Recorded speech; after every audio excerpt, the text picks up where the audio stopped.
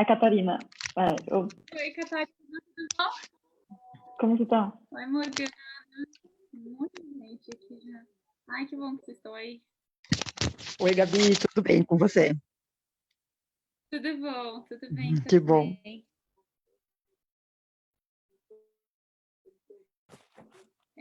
A gente está esperando. O Venerson entrou, Seninha, acho que falta a Selma só, né? De palestrantes, eu tô dizendo.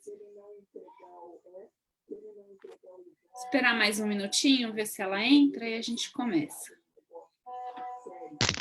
Ótimo. O Beto também tá.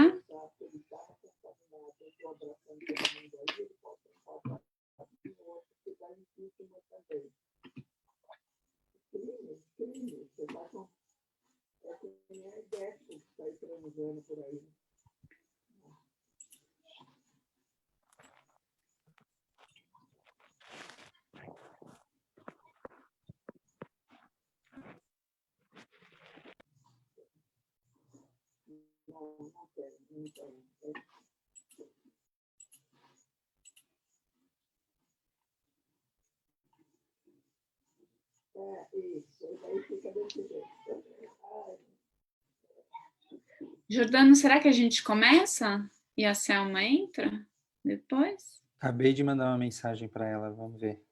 Acho que... Deixa eu ver se ela me responde.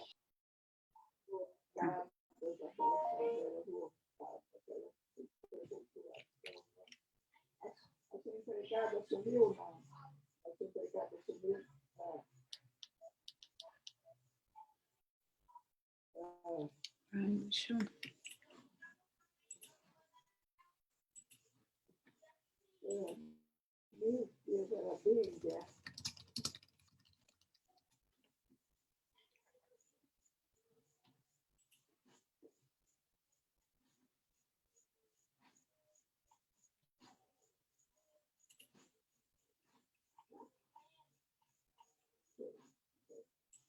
A Seninha tá dizendo que tá sem áudio.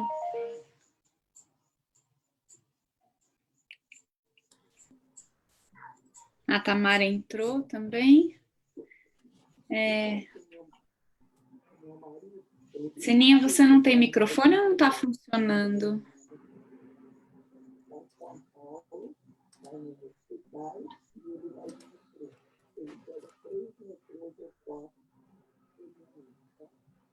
Jordano, você tenta ajudar ela? O negócio do microfone. Ajudo. Obrigada. Bom, acho que a gente vai começando... Tá. Vamos começar conversando já, pelo menos fazendo as apresentações aqui. A gente está ao vivo no Facebook da Escola do Parlamento. Bom, deixa antes eu me apresentar, né? Eu sou Gabriela Lota, sou professora da Fundação Getúlio Vargas e coordenadora do Núcleo de Estudos da Burocracia. O NEB é um grupo de estudos que se preocupa em compreender a atuação dos profissionais no serviço público na implementação de políticas. Nós temos várias pesquisas em andamento no NEB e desde que todos começamos a viver essa crise, nós do NEB decidimos direcionar uma parte das nossas pesquisas para entender o impacto do coronavírus e da crise relacionada ao coronavírus na atuação dos profissionais da ponta de vários serviços públicos, né? Então, essa é a nossa quarta reunião enfim, desde que a gente começou a crise. Na primeira reunião, na segunda, primeira reunião a gente fez um planejamento, na segunda reunião a gente discutiu o impacto do coronavírus nos agentes comunitários de saúde. Na segunda reunião, na semana passada, a gente discutiu o impacto do coronavírus na educação e a gente contou com profissionais de diferentes serviços de educação. E nessa reunião de hoje, o foco é a gente entender o impacto da crise que estamos vivendo nos profissionais relacionados à assistência social. E dito isso, eu queria já agradecer profundamente a participação hoje que a gente vai ter de 4 profissionais de serviços diferentes. A gente vai ter, não sei se a Selma já entrou ou está entrando, Selma Manzini, que é assistente social do Núcleo de Convivência Boracéia, que é um centro de acolhida de população em situação de rua, a Seninha Francisco, que é a do CRAS Campo Limpo, Centro de Referência em Assistência Social, o Alberto Silva, que é coordenador da Casa Florescer para Mulheres Trans e Travestis, e o Venerson Fontelas, que é gerente dos serviços de CCA, Geração de Samuel, que é um serviço que cuida de crianças e adolescentes em momentos diferentes do turno escolar. Eu queria agradecer imensamente os 4 profissionais que disponibilizaram o tempo de estar aqui conversando com a gente. O nosso objetivo do NEB é poder não só aprender com o que está acontecendo, mas especialmente poder ajudar a partir de reflexões que a gente tem feito sobre o que está acontecendo na ponta. Enfim, a gente sabe que esse momento de emergência é muito difícil para os profissionais da ponta, acima de todo mundo. Não tem profissional que é mais impactado nessa crise do que os profissionais da ponta, inclusive porque fisicamente esses profissionais se colocam em risco, né? E aí entender como é que isso altera as rotinas do serviço já é uma questão interessante, como é que a gente pode ajudar nisso, e ao mesmo tempo, esses profissionais são os grandes responsáveis por minimizar os danos relacionados a essa crise, né? Claro, o profissional de saúde é mais evidente, mas se a gente pensa, por exemplo, os profissionais da assistência social, eles são centrais, especialmente para a população em situação de mais vulnerabilidade, que em um momento como crise está ainda mais exposta. Então, eu queria agradecer muito os 4 profissionais que toparam fazer essa conversa aqui com a gente. Queria agradecer muito o Jordano também, que mobilizou aí a rede, e a Fernanda Lima, que fizeram os convites. A gente organizou 3 rodadas de perguntas aqui para um pouco mobilizar as falas, porque são profissionais de serviços muito diferentes, né? Mas a nossa ideia justamente é entender como é que essa diversidade importa e como é que o impacto ele é diferenciado também. Então, nessa primeira rodada, e eu vou já falar e pedir, já vou passar as palavras para os nossos palestrantes. Na primeira rodada, a gente queria entender como é que está agora o trabalho, né? Então, a gente pediu para os profissionais apresentarem ou responderem um pouco como é que está o cenário no serviço, o que mudou, se aumentou a procura, se o perfil do público mudou ou não, e como é que o trabalho tem sido afetado pelo coronavírus em relação à articulação de outros serviços, limitação na provisão de serviço, e como é que os profissionais têm feito para lidar com essa nova demanda. Eu já vou passar a palavra primeiro para a Seninha, que está aqui, já conseguiu resolver o problema da... Ok, consegui Seninha, sim. muitíssimo obrigada. Então, tá bom, vou já te passar a palavra, se você puder começar contando para a gente como é que vocês têm vivenciado isso. Ok. Pode falar? Pode. Pode? Dá para me ouvir direitinho? Pode. Ok, então. Perfeitamente. Ok. Bom, boa tarde a todos, obrigado aí pelo convite, tá? Eu sou assistente social, meu nome é Diocene, todos aí me conhecem como Seninha, né? Atualmente eu estou trabalhando no CRAS, Centro de Referência da Assistência Social de Campo Limpo, tá? E como nós somos uma unidade estatal, né? Então, nós trabalhamos a partir das normas, decretos e as leis, né? Imposta pelo nosso estado, município. Então, como todos sabem, o decreto 59.283, né, de 16 de março, ele é um documento, né, assinado pelo nosso prefeito Bruno Covas, em que ele normativa todas as ações, né, relacionadas a questões do Covid-19 na cidade de São Paulo. Então, ele foi publicado no Diário Oficial, né? E esse decreto, ele coloca a assistência social como política essencial no combate ao Covid-19, tá? E, a partir daí, a política de assistência social, ela publicou vários decretos, normativas e portarias, informações, orientações. Então, assim, se eu fosse fazer todo um apanhado de tudo que já foi publicado em diário oficial, em normativas, em publicações, nós iríamos ficar aqui até amanhã. Mas eu gostaria só de falar um pouquinho em que isso implicou no nosso cotidiano, no nosso dia a dia, tá? Então, assim, a princípio, assistência social foi colocada, né, como uma política essencial no combate. Ok, concordamos, estamos aí para, né, trabalhar. E a partir daí também os serviços, a qual os nossos colegas depois vão falar um pouco, eles também tiveram as normativas, né, as instruções para administrar o trabalho deles. Eu trabalho aqui no CRAS, na proteção básica, e não sei se todos sabem, a assistência social ela é dividida em proteção básica e proteção especial, né?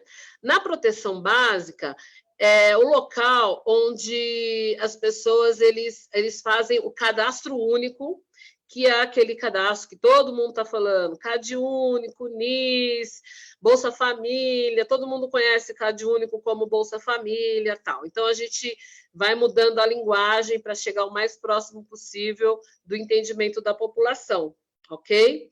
Então, aqui no CRAS, não somos nós que fazemos o CAD único, mas nós temos uma organização terceirizada que é responsável para fazer o CAD único, tá? Então, o que acontece?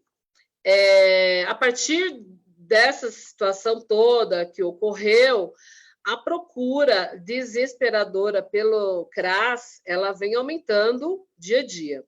Primeiro momento, nós tivemos uma baixa, já tínhamos um RH extremamente enxuto, a qual não dava conta, não dá conta, né, do nosso dia a dia de trabalho. A partir da questão do Covid, a partir das normativas, principalmente da 59.283, nós tivemos profissionais que foram afastados devido à idade, devido a questões de saúde, estarem no grupo de risco. Com relação a isso, ok para todo mundo, né? Então, essas pessoas, aí, a CRI, por exemplo, no CRAS Campo Limpo, eu vou falar da gente, e vocês podem ter certeza que é um pouco... é estendida para todos os serviços. Aqui, por exemplo, nós ficamos com, na verdade, ficou só eu e minha coordenadora. E aí nós tivemos que trazer uma outra assistente social de um outro CRAS para dividir comigo. Então, nos primeiros dias, a gente estava atendendo 100, 150 pessoas por dia, desesperados, querendo saber do Bolsa Família, como que faz para receber, querendo cesta básica. E detalhe, a secretaria, na época, não tinha mandado nenhum material de equipamento de proteção individual, né? E a gente estava atendendo essas pessoas sem nenhum equipamento de proteção, os primeiros dias. Aí fizemos, obviamente, uma movimentação grande, a gente tem um grupo de trabalhadores da assistência muito ligado ao sindicato, nós fizemos uma movimentação, mesa de negociação, discussão, até que foi chegando o material. Chegar mesmo, de verdade, máscara, chegou hoje, tá? Mas a gente foi se organizando de uma forma ou de outra, cada um buscando a sua, álcool gel e os outros materiais foram chegando ao longo dos dias, né? Mas o material mesmo de proteção enviado pela secretaria chegou hoje.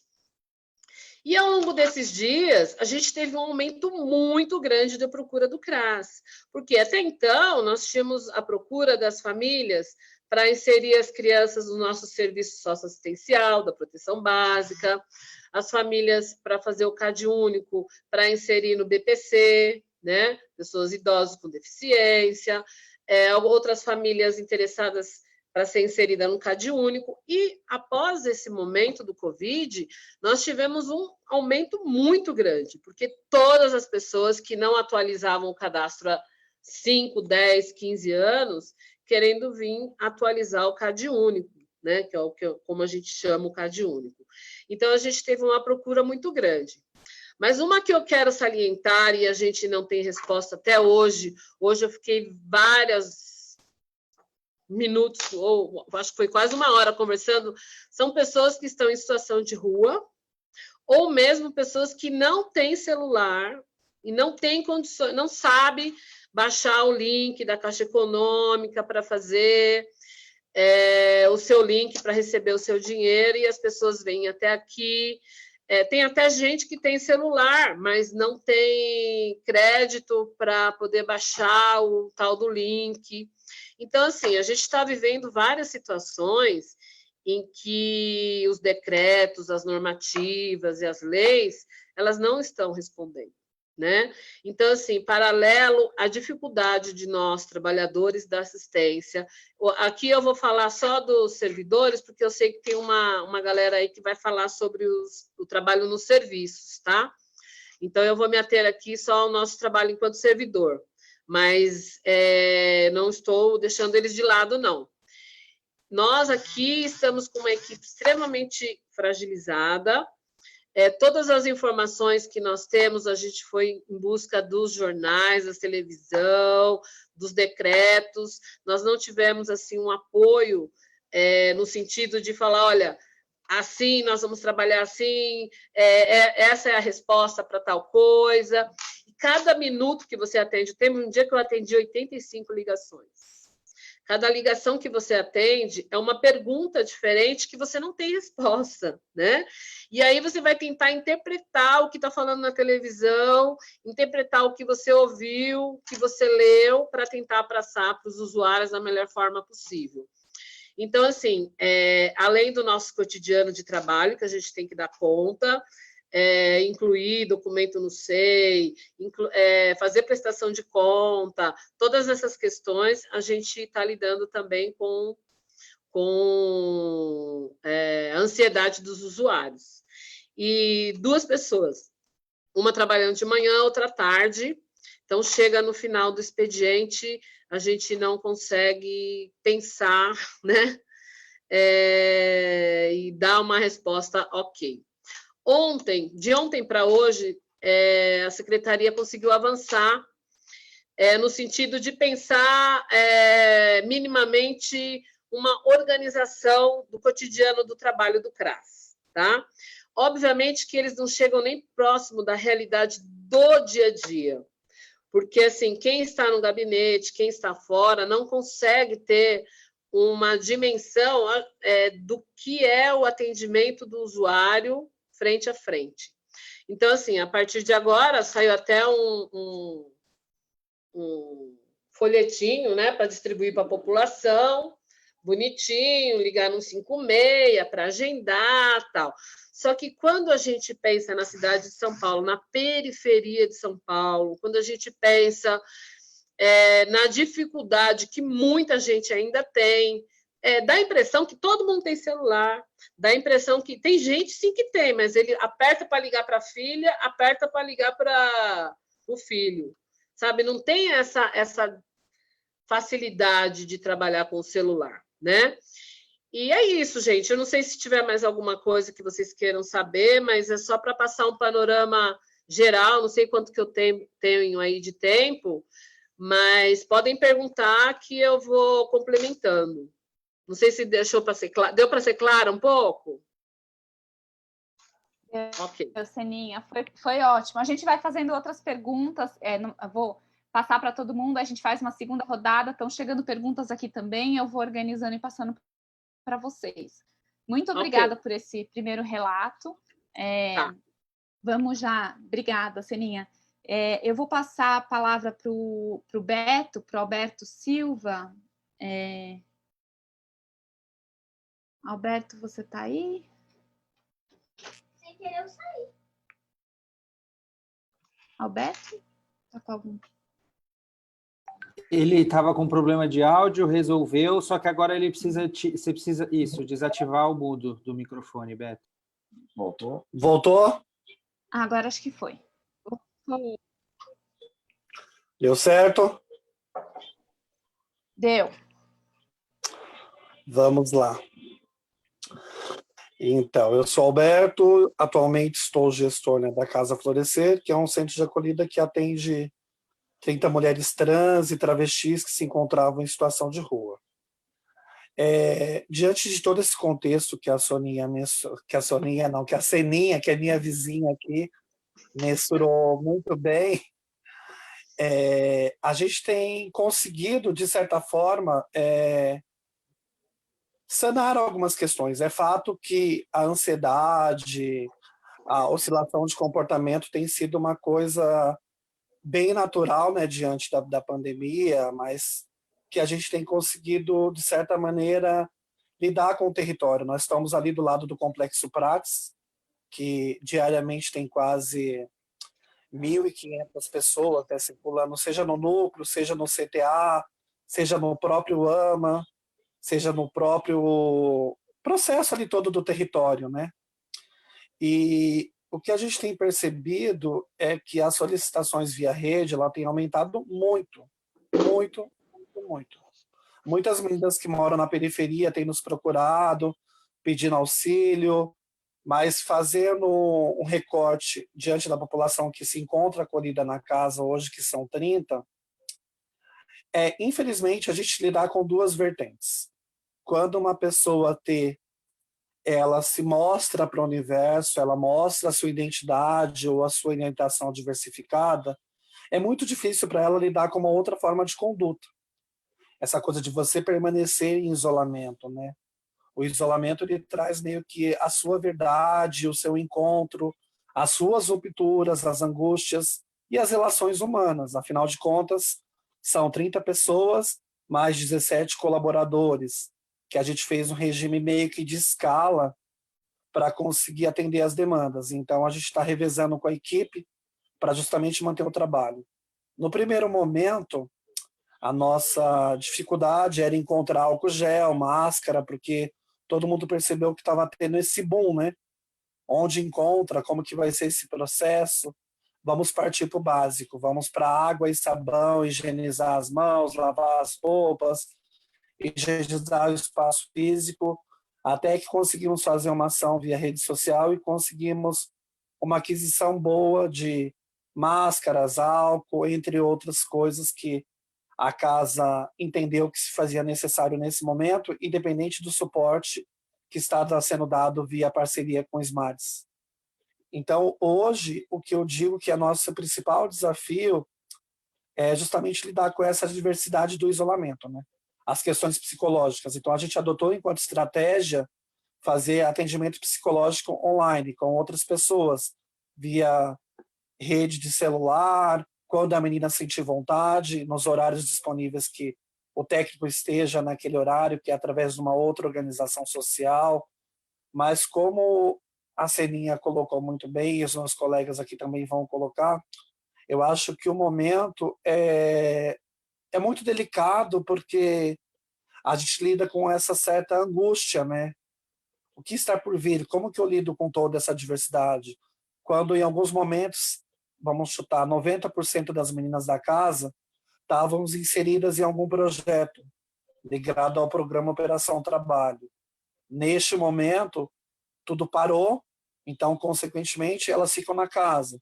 Mas as remunerações que recebiam para outros itens que elas acham que se faz necessário de questões pessoais, como cigarro, entre outras coisas, às vezes ainda tem aquela fala, ai, Beto, eu preciso sair para me prostituir, porque eu preciso fazer um 10, preciso fazer alguma coisa.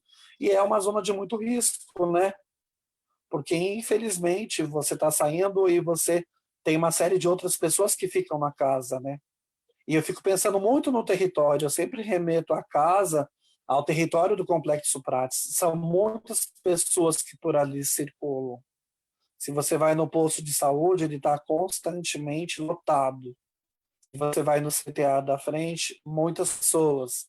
Se eu faço recorte de novo para casa, muitas solicitações de vagas.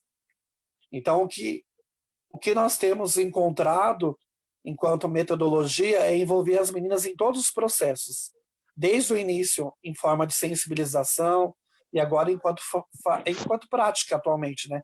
De ajudar a fazer alimentação, de ajudar a fazer a higienização da casa, de conversarmos um pouco mais nesse sentido.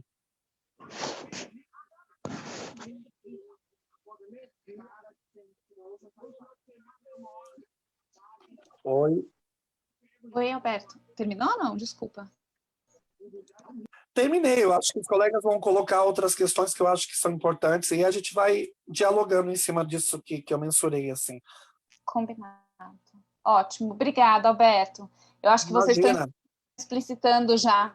Acho que uma coisa que vai ficando muito clara é como é que grupos populacionais que já têm situação muito vulnerável, diante de uma crise como essa, fica mais vulnerável ainda, né? Porque se a gente tem resposta emergencial para dar, as respostas normalmente são padronizadas, pensando no isolamento de quem tem casa para ficar, né?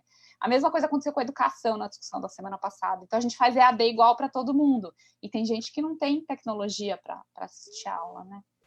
Exatamente. Foi o que a gente está tentando se conectar, né? A gente é muito ligado ao potencial humano, ao material humano. Quando você entra nessa questão da tecnologia, de lidar com outras realidades que para você eram um pouco distante, principalmente para as meninas, é tudo mais complicado. Mas até eu faço uma reflexão com as meninas o tempo todo da casa, no sentido que tem muitas meninas que estão em vagas na Grande São Paulo, e elas estão sem alimentação. Elas não estão conseguindo ter acesso, como a Celinha colocou muito bem, ao aplicativo, à cesta básica, por mais que tenham muitos coletivos aí que estão desenvolvendo um trabalho extremamente positivo na grande capital, mas tem pessoas que ainda não têm acesso. E é uma coisa que me preocupa bastante, é que todos os dias, quando eu entro na rede social da casa, tem muitas solicitações de pessoas que estão vivendo violência dentro da sua casa em função da sua identidade de gênero. Então, elas pedem para sair daquele lugar, porque em algum momento elas eram provedoras, porque elas eram instrumentos sexuais nas ruas. E hoje elas não têm mais esse trabalho, porque a rua também está vazia. Então, é um outro agravante que se tem, né? Como acessar essas outras pessoas. Sorte que existem esses coletivos que vêm dando esse suporte. Mas o que eu sempre reflito enquanto casa, seja a Casa Florescer 1, que é ali próximo ao metrô Armênia, quanto a Casa Florescer 2, que tem feito esse trabalho, é um grupo pequeno ainda, são 60 pessoas. Quantas outras pessoas nos procuram tentando esse auxílio? E é o que você falou, é lidar com uma outra prática diária, né? Obrigada, Alberto. A gente volta a discutir algumas dessas coisas. Eu queria passar a palavra para o Venerson. Venerson, está aí? Oi, tudo bem? Estão me ouvindo? Oi. Boa tarde. Meu nome é Venerson, eu sou gerente do CCA Geração de Samuel, aqui no território do Jaraguá, e o trabalho mudou bastante, porque o trabalho não sendo presencial, pensando em crianças e adolescentes, já muda completamente. Eu acho que a maior mudança para a gente aqui foi que a gente passou a ter muito mais contato com as famílias do que com as crianças, né? Claro que a gente já tem um trabalho com as famílias, mas nessa questão de não estar dia a dia com as crianças e com os adolescentes, o contato maior é com com os responsáveis, com as famílias.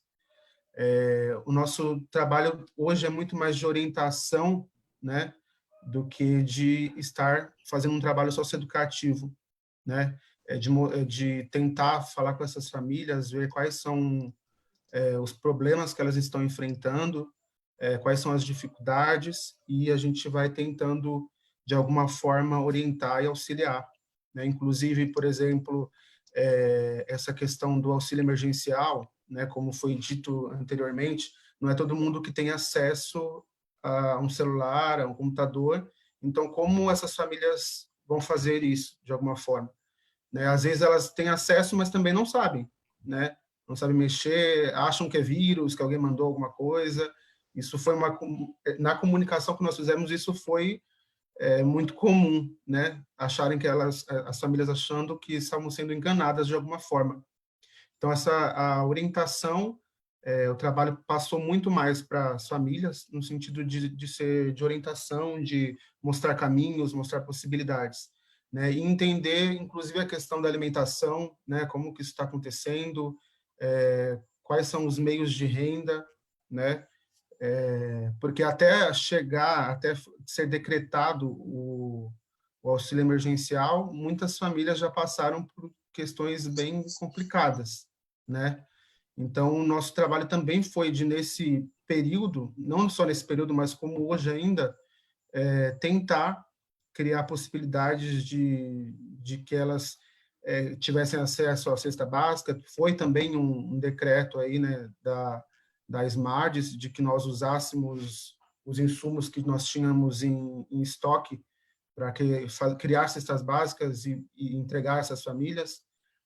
Discute-se ainda como que vai ser feito em relação às verbas de alimentação que nós recebemos, se nós vamos continuar comprando os alimentos e entregando para as famílias. Fora isso, nós temos criado parcerias, né? Então, falando com pessoas que já nos ajudavam diariamente com cestas básicas, né, de algumas das parcerias, para que nós continuemos entregando para as famílias as cestas e, de alguma forma, auxiliando. Nós temos usado muito o auxílio da tecnologia, mesmo ele não sendo suficiente, né?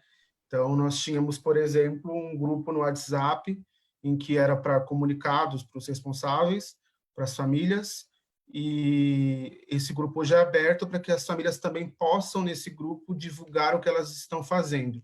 Como, por exemplo, a questão da máscara virou renda, né? Tem família que a mãe é costureira e começou a costurar e vender isso, então o grupo também serve de alguma forma como divulgação. Além disso, eles vão se ajudando, né? Junto com nós, equipe, dentro do grupo, nós vamos nos ajudando com informação, né? As que nós temos, que às vezes não são suficientes, a gente também tem que ficar buscando isso, seja na SMARDES, com CRAS, lendo, vendo o que está acontecendo no mundo, para tentar trazer uma luz, né? Porque nós também não sabemos de muita coisa, né? Mas o nosso trabalho continua diariamente correndo atrás de como trazer informação para essas famílias, né? Eu tive situações de pessoas que não tinham gás, que não tinham alimento, não tinha leite, famílias com 4 filhos, que não tinha, sabe? Então, nós fomos tentando criar mecanismos para auxiliar, né? Com o que nós já tínhamos em estoque e com parcerias, né? Eu acho que a nossa preocupação maior hoje, né, aonde tudo isso vai dar, porque a gente vê que cada dia a gente recebe uma notícia nova das famílias. Questão de violência, né, e gente que não tem dinheiro para pagar aluguel, né, então a gente está bem preocupado aqui na ponta, aqui no nosso caso no Jaraguá, em como as coisas vão se dar, né. E como eu disse, o nosso trabalho realmente é mais de orientar, tentar, ligamos para as famílias, nós temos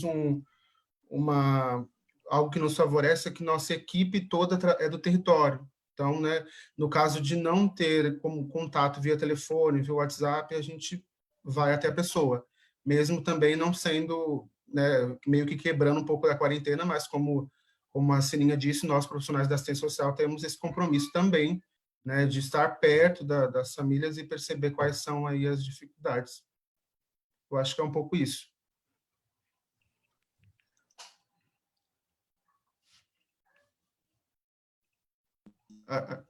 Muito obrigada pelo seu... Imagina.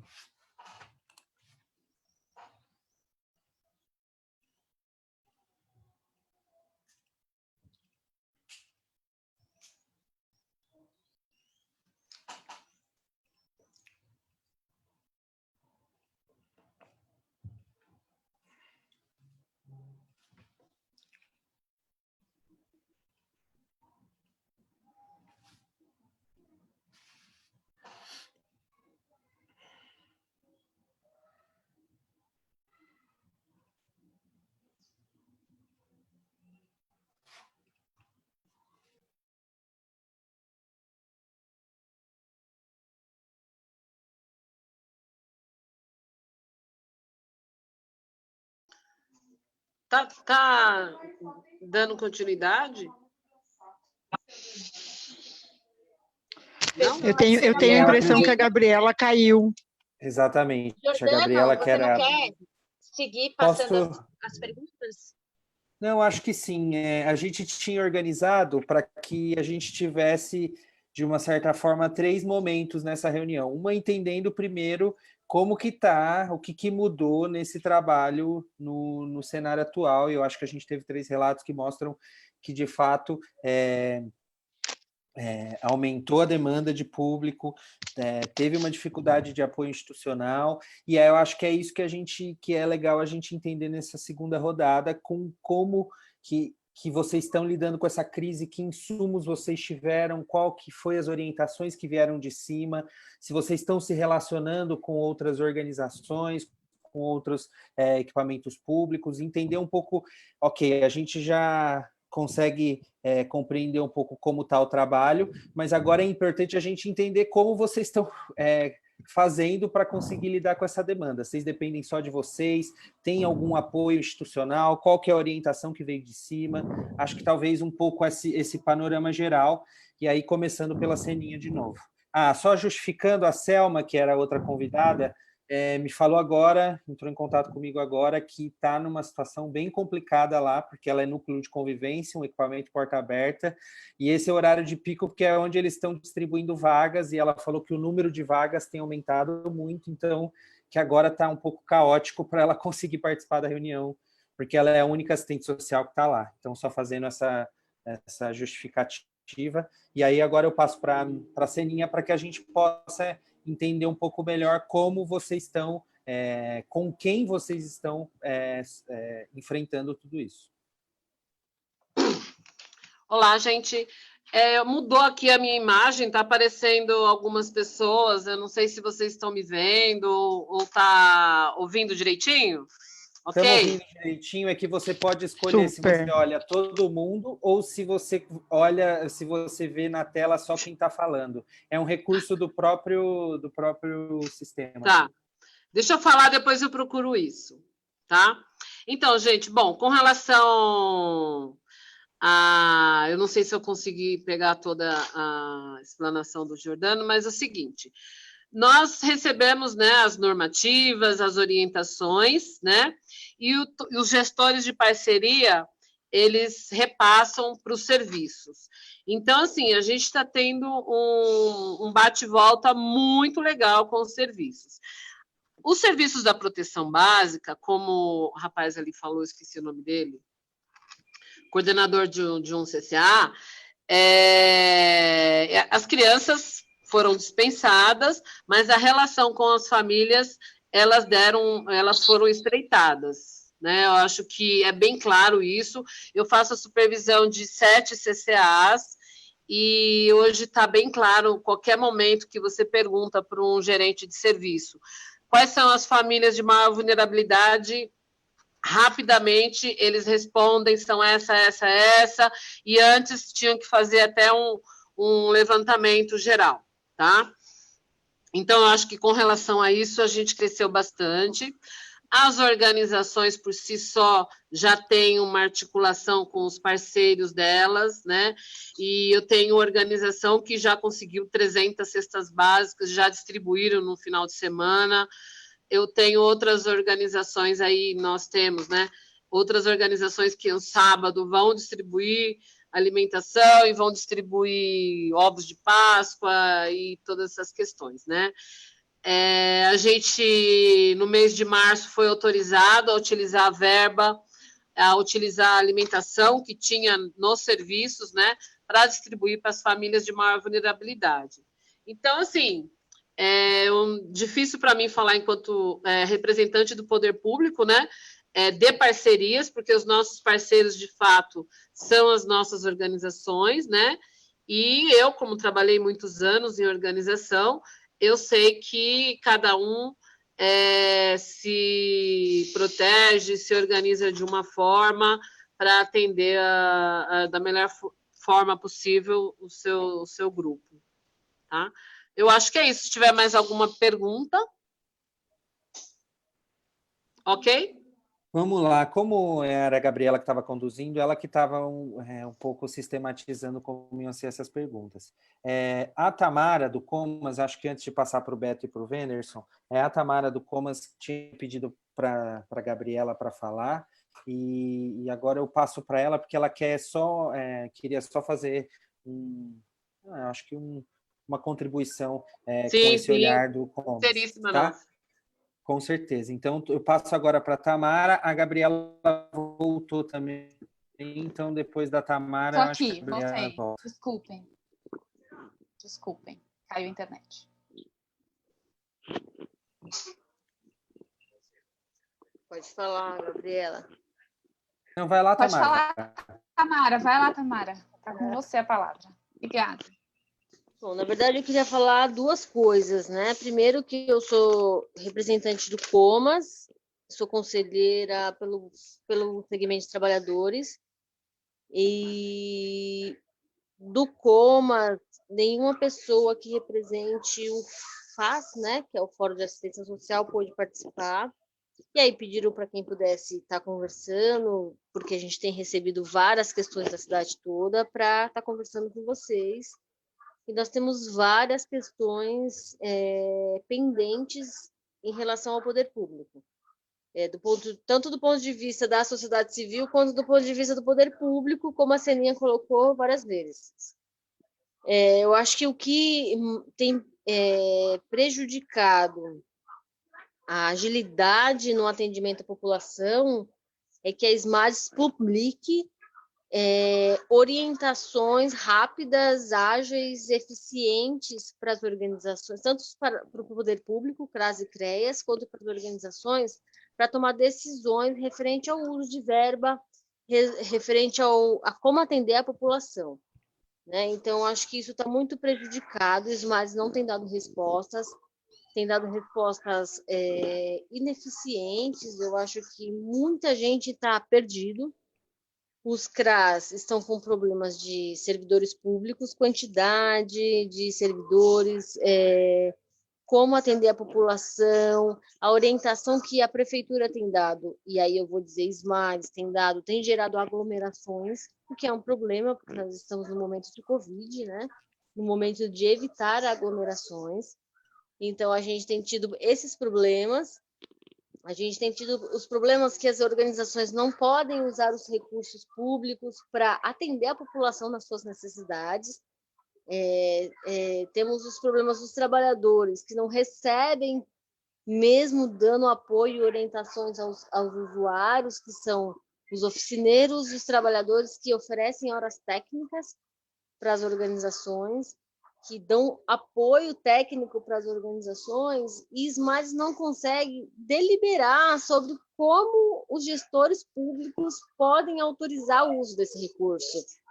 Né? Então, acho que isso precisa ser sanado rapidamente. Nós estamos já passamos de março há muito tempo. Nós estamos na pandemia e SMADES não consegue, no mínimo, dar orientação sobre isso. Né? Então, acho que o Comas tem recebido isso do ponto de vista dos trabalhadores, dos usuários, das organizações, e a gente não consegue dar resposta. Né? Eu acho que esse momento, acho que do ponto de vista do Comas, o que o Comas pediu para a gente trazer, assim, como que a gente consegue resolver essas questões e levar para a SMADES, para que a SMADES responda essas questões rápidas, né? Porque a gente precisa dar resposta para a população. Né? A gente precisa que a população acesse servidores, que a população consiga acessar orientações para suprir as suas necessidades. A gente precisa que as organizações consigam atender os usuários. Os CRAS e CREAS precisam dar orientações corretas, e a SMADES está patinando nesse universo aí. Então, acho que é essa questão que eu tenho para trazer, o FAS me pediu para trazer isso, especialmente, assim, que SMADES resolva e consiga orientar todos os âmbitos do atendimento da assistência social de uma forma rápida e, assim, consistente para a população. Né? Os CRAS, CREAS, organizações, o que fazer? Tem recurso? Como usar esse recurso? Podemos comprar alimento para a população? Podemos pagar os oficineiros? Podemos pagar os profissionais de horas técnicas? O que a gente pode fazer? O SMADES não consegue dar essa resposta. Eu acho que isso está pendente. Eu acho que a gente precisa levar isso para o prefeito, para a secretária, para tentar resolver o mais rápido possível. Eu acho que essa é a contribuição que eu tinha para dar. Eu acho que eu não podia deixar de falar, porque tem muita gente angustiada com essas questões. Aí eu passo para a Gabriela encaminhar. Tamara, agradeço muito a sua participação e as suas palavras. Acho que você um pouco traz aqui a angústia, não só dos trabalhadores, mas também da população com essa falta de informação. Claro que qualquer crise é problemática no sentido de conseguir ter resposta rápida e ter apoio, mas quanto mais a gente vai estendendo esse tempo, pior a situação vai ficando, né? Por isso que a gente queria ouvir nesse bloco, o Jordano já colocou a pergunta, peço desculpas que caiu minha internet, eu estou num sítio e isso acontece de vez em quando, o quanto vocês têm um apoio institucional e as informações estão chegando e estão claras. Vou continuar com o Alberto, depois o Wennerson, e aí eu vou começar a fazer as perguntas que estão chegando aqui no coletivo para vocês. Alberto?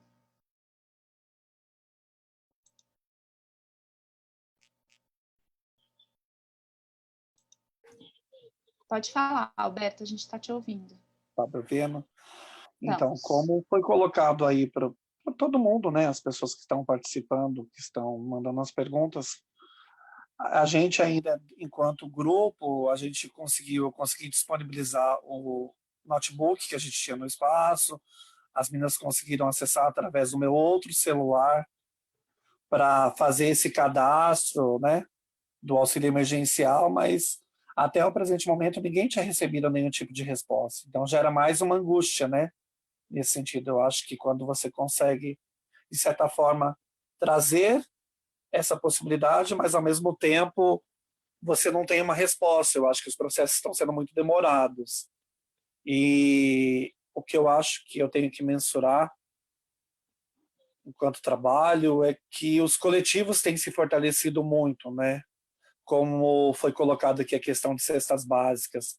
Eu até pensei em fazer da casa uma central, porque muitas pessoas nos procuraram, mas eu justamente acionei espaços como a Casa 1, Família Stronger, Centro Cidadanias, porque eu acho que esses lugares eles têm demandas muito maiores. E nós, independente do convênio que temos, né, enquanto organização com o poder público, temos que fazer essa articulação um pouco maior com o corporativo, para o corporativo, de certa forma, compactuar conosco dessas demandas iniciais, né? Mas é fato que a grande problemática que eu volto a ressaltar é que muitas pessoas ainda não têm acesso a esse tipo de informação. Muitas pessoas estão em situação de risco, sim. Então isso é um fato muito grave, né? Que tem que ter uma resposta urgente, porque, de fato, enquanto trabalhador, eu acho que a Seninha já comentou, a gente tem tido serviços que têm tido uma ausência de colaboradores muito grandes, porque as pessoas estão adoecendo também, né? Então, como que a gente lida com tudo isso para manter o trabalho, para manter o atendimento a essa população, manter a nossa saúde física, o nosso equilíbrio emocional e, consequentemente, o de todos que precisam dos nossos serviços ali, enquanto instituição, enquanto trabalhadores sociais. Porque, de fato, eu percebo o relato de muitos colegas que estão com a equipe super defasada. Por mais que os serviços atualmente, todos os serviços que eram 16 horas passaram para 24 horas, através de aditamentos aí de verba, muitas pessoas também estão tendo dificuldade de fazer essa contratação de mão de obra, porque as pessoas estão com medo, né? Então, são reflexões que têm que ser feitas o tempo todo. Então, eu volto a ressaltar sobre a questão de cesta, esse suporte. Enquanto caso, a gente conseguiu desmembrar para esses outros serviços. Quando tem algum tipo de solicitação, a gente encaminha para um outro órgão e, consequentemente, a gente consegue trazer essa retaguarda.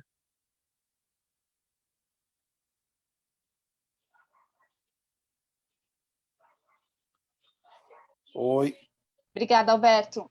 Nada. Oi, obrigada. Eu vou passar a palavra para o Wennerson e eu queria pedir para você responder, além da pergunta do apoio institucional, Wennerson, tem uma pergunta aqui específica sobre o atendimento socioeducativo de crianças, adolescentes e jovens, se vocês têm conseguido acompanhar casos de usuários que vinham sendo atendidos pelo serviço e que estão com suspeita de contaminação, e se tem algum protocolo específico para isso. A gente tem acompanhado, sim, isso, né, justamente nessas conversas com as famílias, sejam pelo WhatsApp, ou por ligação, ou, em último caso, indo até eles, né, por estarmos aqui no território. Não tivemos nenhum caso confirmado de criança ou adolescente que tivesse o Covid, mas nós semanalmente fazemos esse acompanhamento, né? Para verificar isso, sim, isso acontece, tá? E, inclusive, sobre a pergunta da relação com as MADs, com o gestor da parceria, é uma pergunta que eles fazem frequentemente, então a gente tem que sempre passar essa informação para frente, né? Para que, de alguma forma, a gente consiga auxiliá-los, tá? Não sei se eu respondi, mas se tiver alguma dúvida, depois eu respondo de novo. Eu concordo muito... Imagina. Não, pode ir. Posso seguir? Eu concordo muito com o que o Alberto fala dos colaboradores, né? É realmente uma dificuldade. O CCA, por exemplo, nós atendemos a 120 crianças, né? 120 crianças, na verdade, é a nossa parceria para 120, mas a gente sempre atende mais, com 7 funcionários, 7 colaboradores, sendo que, nesse momento, nós tivemos o caso de uma orientadora com suspeita, né, de Covid, não fizeram teste, mas tudo que ela teve parecia, né, ela foi ao hospital, mas também não conseguiu fazer o teste, falaram que poderia ser tuberculose, entre outras coisas, enfim, mas tudo levava a crer que era isso, sim. Nós temos o caso de uma outra orientadora que mora com um pai idoso, né, e daí é complicado colocar também essas pessoas na frente do trabalho nesse momento, né. Então, a equipe de 7 já reduziu para 5, existem preocupações, sim, por parte da organização parceira da prefeitura, né, da SMADs, no caso. Então, existe preocupação no sentido de, será que é melhor já colocar alguns colaboradores de férias? Como que isso funciona? Né? Será que nós não corremos risco de alguma forma? Né? A organização, e eu não falo pela organização que eu trabalho, mas acho que eu falo um pouco por todos que trabalham em alguma organização, a gente sempre tem alguma insegurança, né? E a organização também tem uma insegurança no sentido de se todo mundo, se de repente fecha, como que a gente faz, como que pagam-se os funcionários, né? É complicado. Então, isso é um relato de várias pessoas, de diferentes organizações, né? Então, no meu caso, no nosso caso, já tiveram pessoas que entraram de férias, né? Nesse momento, basicamente, quem está trabalhando sou eu, né? Então, se tem que pegar a cesta em algum lugar, sou eu, se tem que entregar para alguma família, sou eu, quem tem mantido o contato aí também sou eu. Na semana passada ainda tínhamos algumas pessoas, mas daí depois gente com atestado, gente que já colocamos de férias e tudo mais. Por uma questão de se precaver também, né?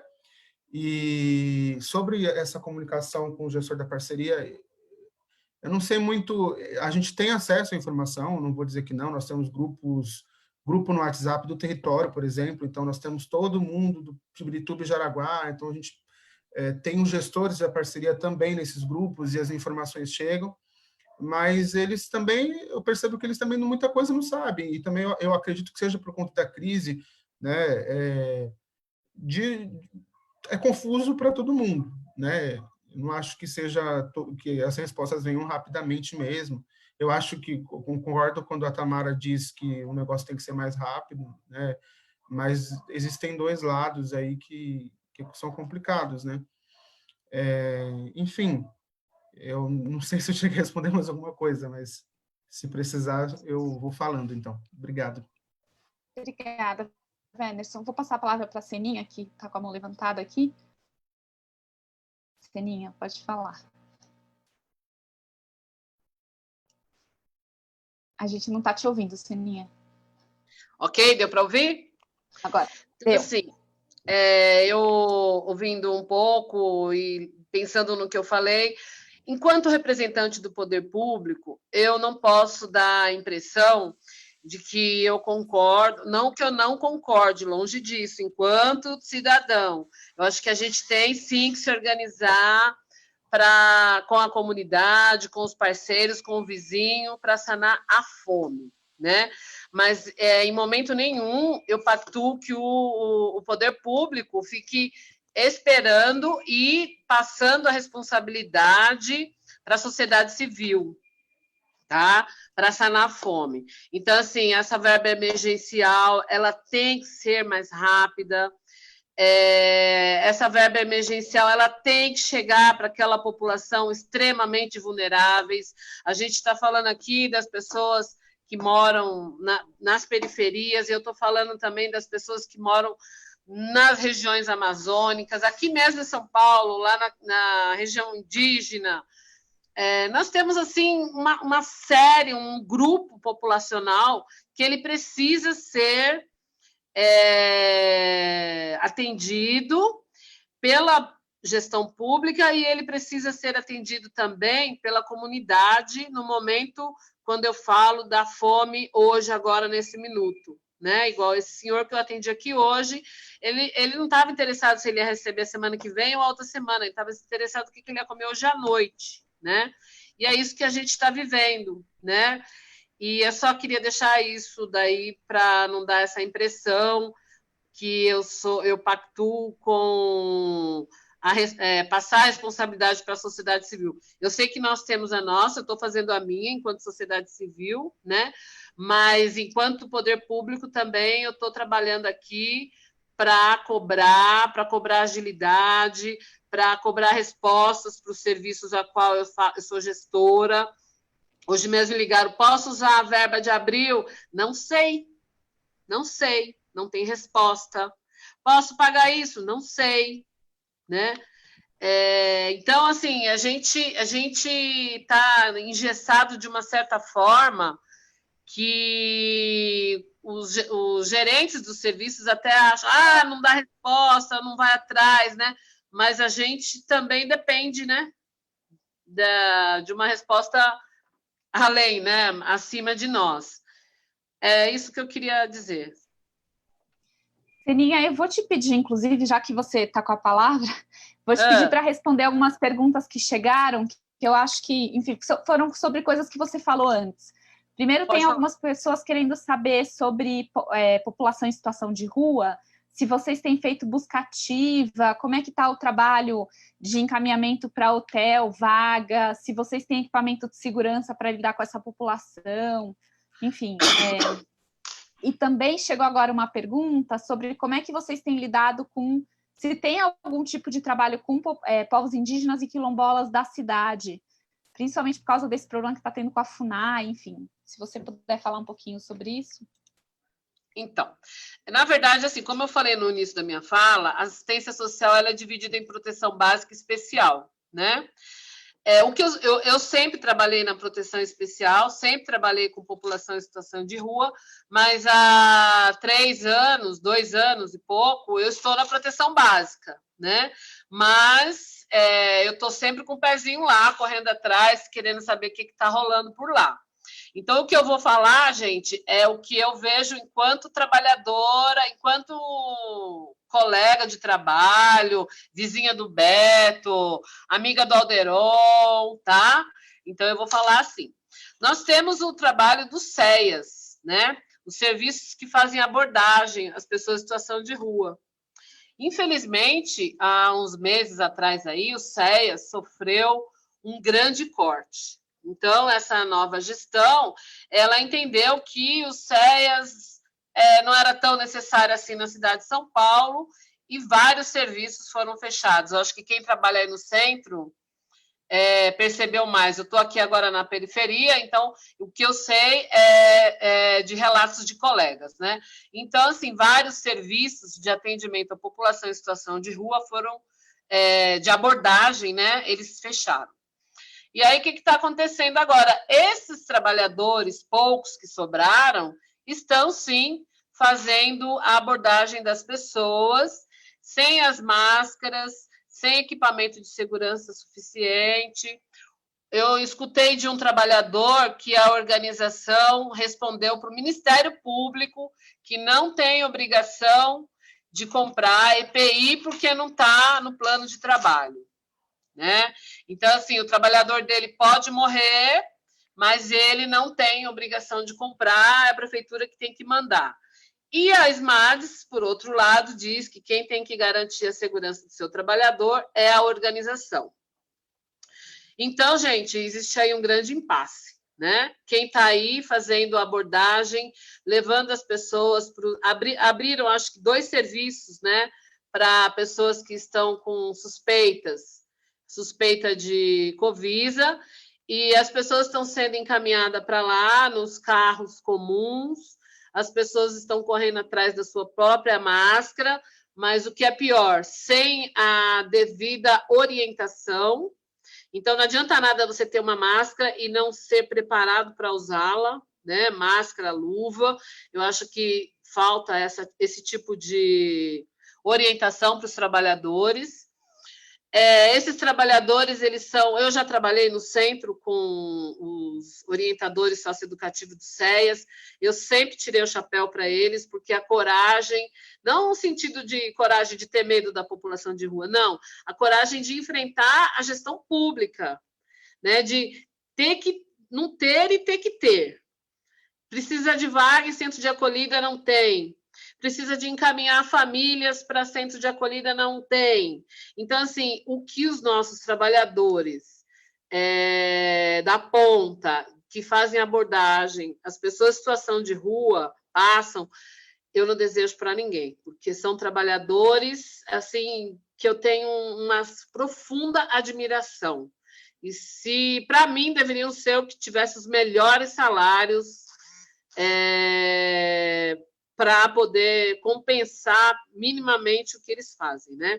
Então, hoje, eu posso garantir para vocês que eles não têm equipamento de segurança para atender as pessoas em situação de rua, eles não têm a formação, se tem o equipamento, não tem a formação para a orientação, né? Para utilizar de forma correta esses equipamentos. E o que é pior ainda, eles não conseguem vagas nos centros de acolhida para levar as pessoas que querem, historicamente, né, viviam em situação de rua, preferiam as ruas ao invés dos centros de acolhida, e hoje, por conta de toda a divulgação, com medo, aceitam ir para o centro de acolhida. E cadê essas vagas, né? Então, assim, eu estou falando isso enquanto cidadão, tá? Porque é uma área que eu não estou acompanhando, então eu não posso responder pela pasta. Mas eu tenho certeza, enquanto trabalhadora, que está acontecendo isso, porque a gente vem discutindo bastante, eu participo de vários grupos, servidores, os grupos a gente fez um grupo da greve, quando nós fizemos a greve dos servidores, né? Então a gente está trocando bastante, e o que a gente vem ouvindo é exatamente isso, né? Que os nossos trabalhadores da ponta estão sem os equipamentos. Os trabalhadores dos centros de acolhida estão sem equipamento necessário para atender a população.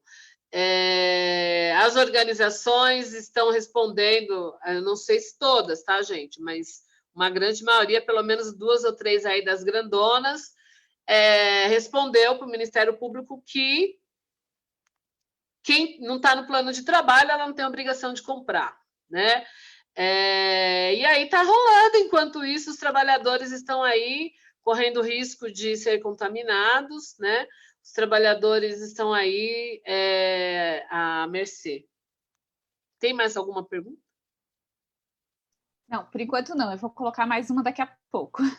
Tá. Mas eu vou passar para o Alberto. Alberto, a gente queria escutar um pouco de vocês agora, saindo um pouco da visão institucional do trabalho. Vocês, enquanto profissionais, mas que são pessoas que têm família, que voltam para casa no fim do dia. O que mudou na família e na vida e na rotina de vocês, como trabalhadores que se expõem a risco, que estão vivenciando essa crise? Enfim, a gente queria ir para um lado mais pessoal agora. Alberto. Então, eu vou aproveitar um pouco e falar bem rapidamente sobre o que a Seninha acabou de falar. Aproveitando aí, né, o gancho. Lógico que hoje eu posso dizer que eu tenho determinadas oportunidades, não vou falar que são privilégios diferentes por estar num espaço que só atende 30 pessoas. Como eu disse inicialmente, mulheres trans e travestis. Mas já passei por espaços muito maiores diante dessa trajetória de quase 22 anos aí de assistência social. E, enquanto instituição, a gente conseguiu sim fazer aquisição, foi um grande desafio, quando eu penso enquanto a instituição a qual eu trabalho, que é a CROP, de conseguir atender, de repente, a população toda do Zakinashi, mostrar como que usa máscara, como você conseguir garantir o seu álcool gel, entre outras metodologias, né? Então, acho que foi um processo muito difícil, que eu vi que as pessoas que estavam na gestão acima, elas conseguiram direcionar de alguma maneira. E, consequentemente, quem consegue mais suporte através de outras parcerias, acaba contribuindo um para com o outro, até mesmo para as moradoras, consequentemente. E aí, agora, partindo para a sua pergunta, e teve uma outra também que eu vi que estava dentro do roteiro, que eu tinha esquecido, é assim, hoje mesmo eu estava conversando com a minha supervisora sobre como estava o andamento das propostas, porque como eu tinha percebido que tinha muitas demandas de acolhimento, se tinha proposta de abrir algum outro serviço que atendesse a população trans, que está nessas vagas, que está indo para a rua, e aí está tendo toda uma discussão que essa é uma outra norma técnica, então eu não sei como que está esse direcionamento. Mas partindo do pressuposto agora do Beto, enquanto cidadão, assim, é bem complicado, não vou mentir para você. Todas as vezes que eu chego, de repente, para trabalhar, eu repenso muito toda a minha missão enquanto profissional e enquanto ser humano, porque na hora que eu retorno para minha casa, independente de morar só, mas eu passo muito pela casa da minha avó, que tem 87 anos, e da minha mãe, que tem 67. E aí, consequentemente, nesse momento todo de isolamento, por mais que você tome todos os cuidados possíveis, você vem com aquela angústia, com aquele certo medo. Porque, de certa forma, para quem me conhece, eu sou muito intenso em tudo aquilo que eu executo. Então, o grande desafio é, de repente, não conseguir tocar, não conseguir se aproximar, ou se aproximar de uma outra forma. E quando eu remeto isso do afeto, é um afeto que é construído enquanto estratégia de transformação para a própria população que eu sempre atendi, e da que eu atendo hoje, que traz esse resquício todo de violência familiar, violência da rua, violência devido à sua identidade. E aí, quando você tem esse distanciamento, você gera uma certa angústia. Então, quando eu chego em casa, eu tomo todas as medidas de segurança possíveis. Em alguns momentos a gente erra sim, coloca a mão no rosto, tira a máscara de forma inadequada. Tem algumas condutas que você acaba comendo alguma bola, mas assim, confesso que neste momento eu fico com muitas interrogações, porque essa angústia, quando de repente você fica habitolado pelas informações, que são informações importantes. Hoje, quando eu peguei um dado, que eram os dados estatísticos da população que morreu em várias regiões de São Paulo, eu automaticamente olhei muito aqui a região de Santo Amaro, que é onde que eu resido. Mas pensando no extremo leste, que o número de pessoas tem sido muito alto, esse índice, você fica muito mais preocupado também, né? Porque isso está em todos os momentos. Então, como que eu lido com todas essas emoções, essas questões que, enquanto trabalhador, enquanto ser humano, eu trago dentro de mim e tenho que manter uma certa tranquilidade. A cabeça fica a mil. Lidar com essa tecnologia, essas outras coisas, essas outras estratégias, também é que esse desafio, mas assim, a cabeça fica o tempo todo pensando, porque você tem muitas indagações, questionamentos pela própria população, quando de repente uma menina sai para fazer um outro tipo de trabalho e retorna para casa, e eu trago isso quando de repente eu converso com a minha avó, com a minha família sobre este assunto, com os meus primos, com as pessoas que estão mais próximas, mas ao mesmo tempo muito distante, devido a essa própria medida que tem que ser tomada de isolamento, mas fico tentando entender que nós vamos superar tudo isso, assim, sabe, que é um momento difícil, é um momento de encontro, sim, de resiliência, de aproximação, de rever valores, de descobrir outras possibilidades enquanto estratégia de sobrevivência, que é um momento, eu acho, de se reinventar, e de também trazer isso para a população que você atende e para a população, para os seus familiares, para quem está próximo de você o tempo todo. Mas, assim, não vou mentir, gera uma angústia muito grande, assim, sabe? É muito complicado. Quando eu chego, como eu disse já, na rua, que eu vejo muitas pessoas naquele território, você quer tentar ajudar, mas ao mesmo tempo você não sabe como que você consegue ajudar. Foi como a Seninha falou, a equipe do CEA às vezes faz abordagem, mas às vezes não consegue, ou consegue uma vaga num lugar mais distante. Então, tudo isso você fica refletindo, né? Como que você lida com tudo isso? Mas a questão psicológica tá mantendo equilíbrio, mas era uma angústia que eu acho que é natural. Mas a gente vai superar tudo isso, eu tenho certeza.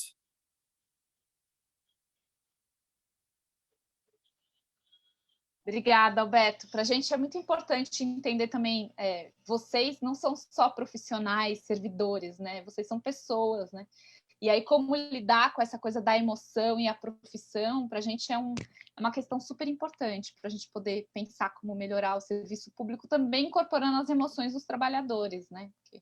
Aproveitando isso aqui, que você, para quem conhece o território ali do Prats, né? Quando eu saio, de repente, no portão da casa, na porta, ou estou na sala e consigo visualizar um aglomerado de pessoas em frente ao CTA buscando a vaga, tentando ser acolhido, é uma angústia muito grande, né? Porque eu falo assim, hoje nós temos esse privilégio de estar acolhidos ou, de repente, ter um lugar que gera uma acomodação um pouco mais adequada, mas é aquelas pessoas que estão na fila. E o tempo todo, quando eu trago essa história para dentro da minha casa, né? Porque, como você colocou muito bem, temos todo esse movimento, né, interno que borbulha. Eu acho que todos os servidores, todos os trabalhadores sociais são muito intensos, tem que ter muito carinho, amor, respeito ao próximo. E isso, neste momento, tem que ser triplicado, e aí tudo isso vai somatizando, né? É um desafio grande. Obrigada, Alberto, pelo seu depoimento. Eu queria ouvir também do Venerson e da Seninha, se vocês puderem falar um pouco como é que vocês estão lidando com tudo isso no lado não profissional. Não dá para a gente separar, né? Mas, enfim, quando volta para casa, como é que vocês fazem para lidar com tudo isso? Venerson. Eu acho que em um mesmo dia eu passo por muitos sentimentos, de esperança e ansiedade, né? Eu tenho 2 filhos pequenos e a minha filha tem 40 dias. Há 2 dias foi colocado, né, que as mães que acabaram de ter bebês são também grupos de risco. Então, a ansiedade aumenta, né?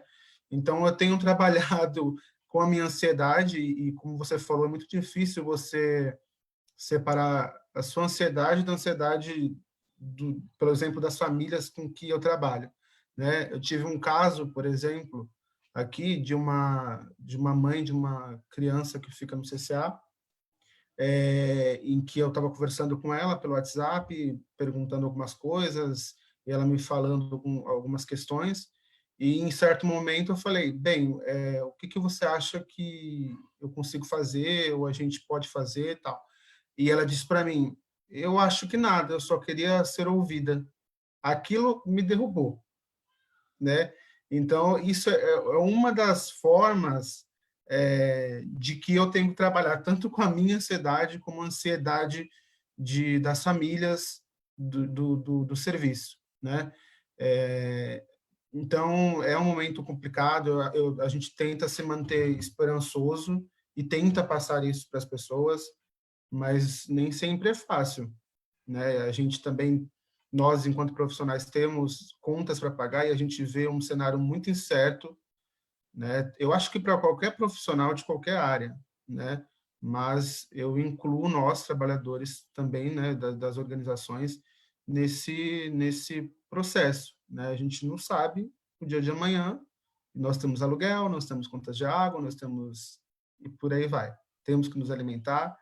Então, é um momento bem delicado, né? A gente tenta se manter bem, e é isso, é viver um dia de cada vez, né? Respirar e seguir, né? Estamos, enquanto profissionais da assistência, eu vejo que grande parte tenta fazer o seu máximo, né? Eu acho que o Alberto disse que ele pegou o computador dele e levou o celular para que algumas pessoas fizessem inscrição. Essas coisas acontecem, né, no nosso dia a dia. A gente não trabalha só com as coisas do nosso trabalho, mas a gente acaba vinculando coisas pessoais para isso, né, também para auxiliar nesse momento aí as famílias com orientação e tudo mais. Acho que é um pouco isso.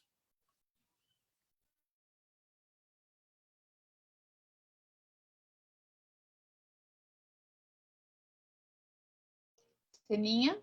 Oi? Oi, você pode compartilhar com a gente? Posso sim. Engraçado que acho que foi na terça-feira à noite, a Tamara está aí no grupo, né? Ela me deu uma bronca. Ela falou: Seninha, desliga esse WhatsApp, vai descansar, porque eu estava meio revoltada, em crise existencial por algumas desordens, né? Que chegaram aqui no CRAS.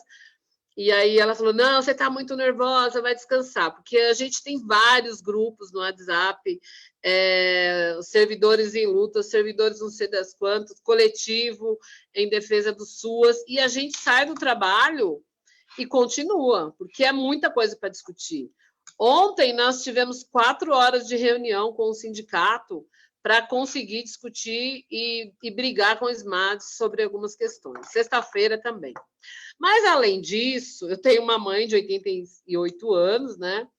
E eu preciso chegar em casa, tomar meu banho, trocar de roupa, lavar a mão, fazer tudo para que eu evite de passar qualquer coisa para ela, né?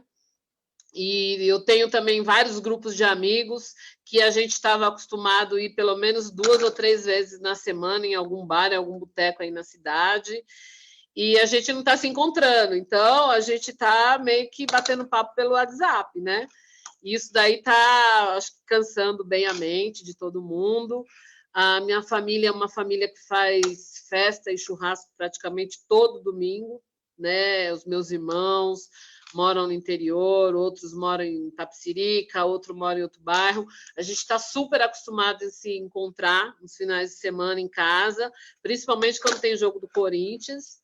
E aí a gente não tem jogo do Corinthians, a gente não tem Páscoa, a gente não tem aniversário, teve aniversário de sobrinho, né? Então, tudo isso está mexendo bastante com a nossa família, né? E como historicamente a gente tem muito contato um com o outro, a minha casa virou novamente uma central de arrecadar alimento, porque a nossa comunidade lá próxima, né, da Igreja Católica, está se organizando junto com a Rede Rua para distribuir algumas marmitex para as pessoas em situação de rua, né? Então, aí a gente vai lá e vê o alimento, e leva e traz.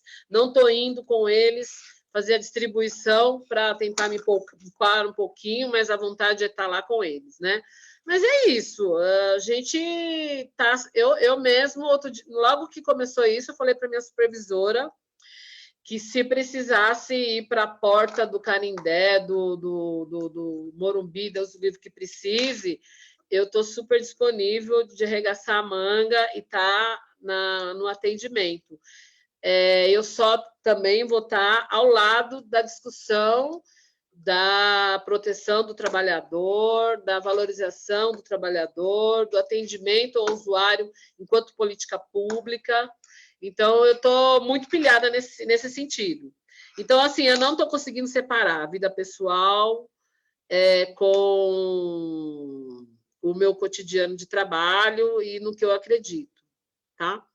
Mas aí sempre tem uma caipirinha, né? Quem mora lá no quintal. Domingo mesmo nós fizemos churrasquinho, quem estava lá, bebemos umas brejas, umas caipirinhas. Um ou outro chegou, opa, dá para chegar aí, põe máscara, entra, vamos lá. E a gente vai vivendo, né? Tá bom? Acho que é isso. Obrigada, Seninha. Acho que tem uma coisa, para quem estuda profissionais que trabalham na ponta dos serviços, né, e fazem atendimento, uma das coisas que se discute é que normalmente esses profissionais são muito vocacionados, né? E aí, em momentos de crise, a gente poderia ter 2 reações. Uma reação é o medo e virar uma inação e fugir do trabalho, e o outro é a vocação aparecer mais forte ainda, né? Vamos salvar o mundo. E as 3 falas de vocês são exatamente isso. A vocação, ela é tão forte que nem, mesmo que a gente tenha medo e tô com um filho pequeno em casa e como é que eu volto, não é uma coisa assim de vou pedir férias, vou abandonar, porque as pessoas vão continuar precisando de serviço, né? Então tem uma coisa de um esforço, às vezes, sobre-humano, inclusive, porque vocês estão em contato com as pessoas que precisam, né? Vocês sabem a cara da pessoa que precisa, né? Vocês Exatamente. não estão bolando leis, né? Vocês não têm o abstrato, vocês sabem o concreto. Né? Então, obrigada por compartilhar. Eu queria fazer mais uma rodada com vocês, eu queria pedir para vocês responderem 2 questões. Uma primeira é, os serviços de assistência social, no geral, eles são serviços que precisam se articular com outros tipos de serviço, né? É muito difícil resolver o problema da assistência social sem ter uma articulação com a segurança, com a saúde, com a educação e assim por diante. A gente queria ouvir de vocês o quanto essa articulação intersetorial está ou não acontecendo nesse momento. E aí eu queria pedir para vocês, a gente está já no meio para o final da conversa, queria pedir para vocês, se vocês tivessem a caneta na mão para tomar decisões, nesse momento, o que vocês decidiriam para melhorar o serviço de vocês? Ou seja, que proposta vocês fariam? E eu vou pedir para a Tamara anotar essas propostas como comas e depois encaminhar para a secretaria propostas de melhoria do serviço vindo da ponta. É isso. Você quer começar, Celinha? Você quer descansar um pouquinho da fala? Nossa, estou aqui pensando. Meu Deus do céu. O que fazer para melhorar? Outro dia eu dei uma ideia, mas não foi aceita muito pelos meus colegas, então é melhor eu nem falar. Olha, de verdade,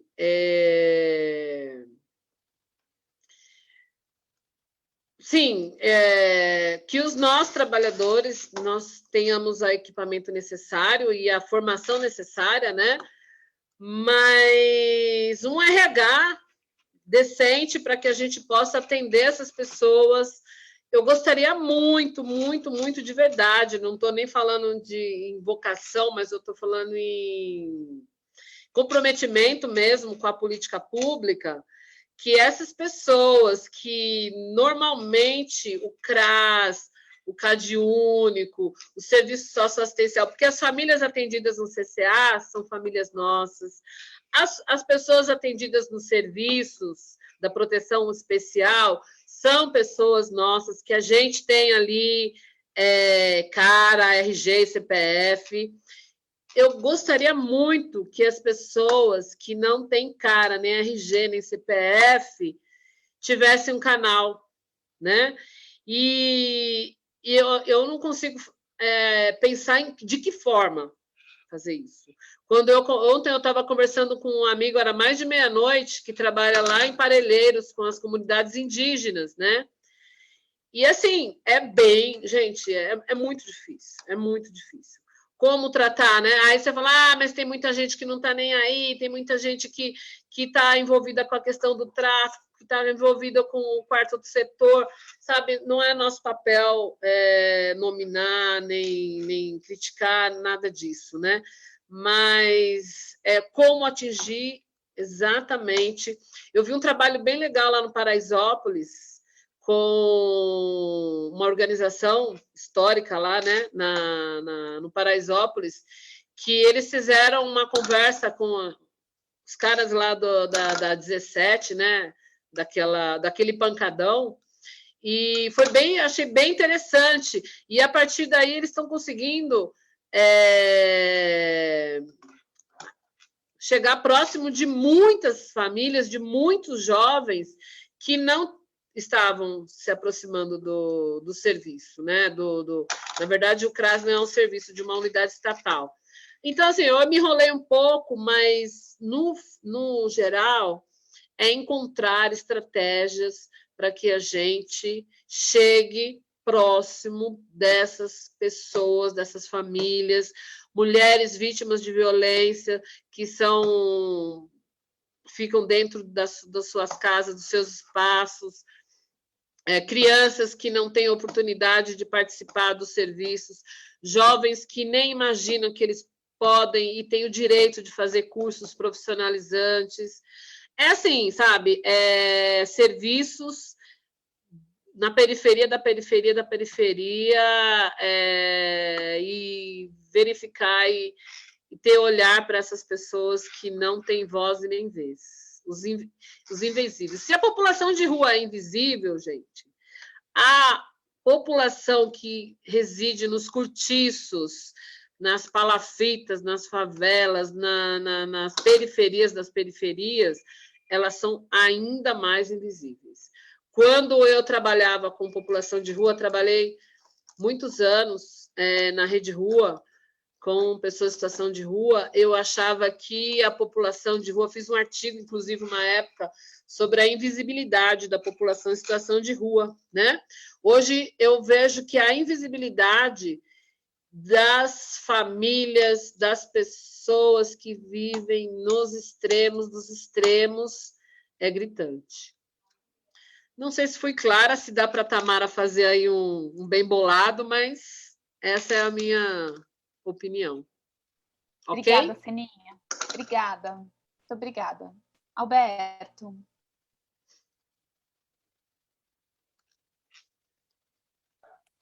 Vamos lá.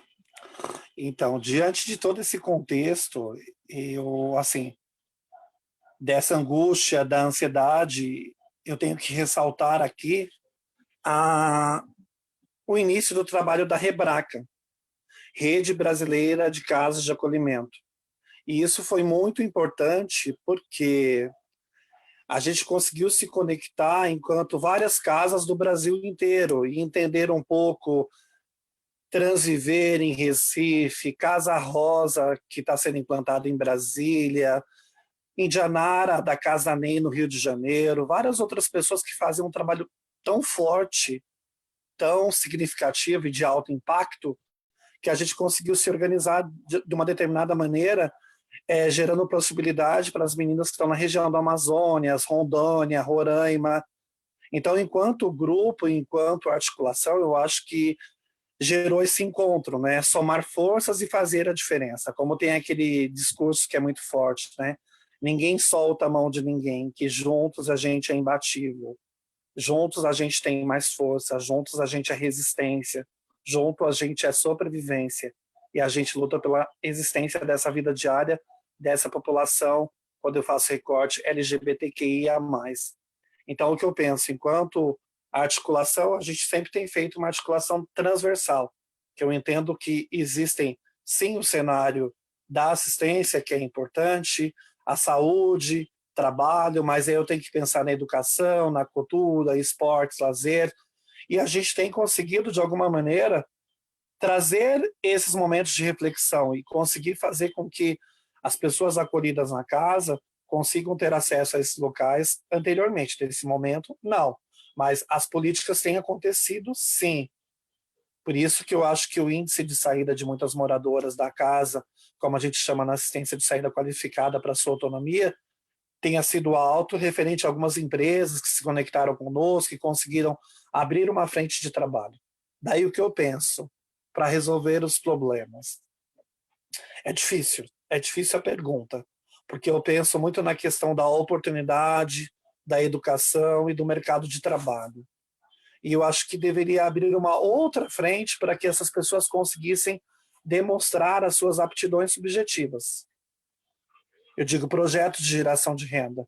Nesse momento de pandemia, o que eu penso é serviços que consigam atender às demandas das profissionais do sexo, que estão se colocando em risco todos os dias por uma questão de subsistência, para pagar as suas locações, as suas vagas. Onde que essas pessoas procuram uma retaguarda? Porque essas pessoas vivem muitas vezes só à noite. Durante o dia elas dormem. E à noite as ruas estão vazias. Ou de repente esse macho alfa que procura os serviços de uma mulher trans, uma travesti ou de um homem trans em situação de risco, em situação de rua, em situação de vulnerabilidade, com certeza, se ele tiver algum tipo de enfermidade, ele pode ir para um hospital particular. Essa população não. Ela vai para a fila do SUS, ela vai para a superlotação. Então, que repense de forma emergencial um lugar de acolhimento para essas pessoas, ou uma metodologia que consiga levar uma cesta básica para essas profissionais, levar um atendimento de forma mais qualificada para essa população que precisa. Ontem mesmo a gente recebeu o pessoal do Médicos Sem Fronteiras na casa. Foi muito importante fazer essa sensibilização com as meninas e com os profissionais, não só da casa, mas do território. Mas muitas pessoas não têm acesso a esse tipo de informação. Então, que de fato, hoje, é uma necessidade de um espaço que consiga acolher essas demandas, como eu mencionei, que não é só de acolhimento, de alimentação, e sim da existência humana.